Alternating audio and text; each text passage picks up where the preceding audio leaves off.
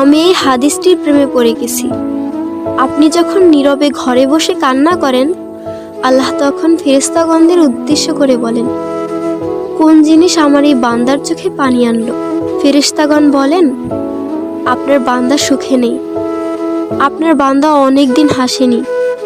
এই বলে ফেরেশতাগণ কান্না করতে থাকেন এবং আল্লাহকে বলেন, হে আমার রব, আপনি জানেন আপনার এই বান্দার হৃদয়ে কি রয়েছে, অতএব আপনি তার জন্য সবকিছু সহজ করে দিন।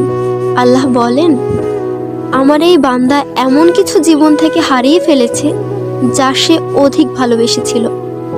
অতএব আল্লাহ বলেন, আমি শপথ করছি, আমার বান্দা তার জীবন থেকে যা হারিয়েছে এর চেয়ে উত্তম জিনিস তাকে এনে দেব, যা দেখে দুনিয়া ও আখিরাতের সবাই বিস্মিত হবে।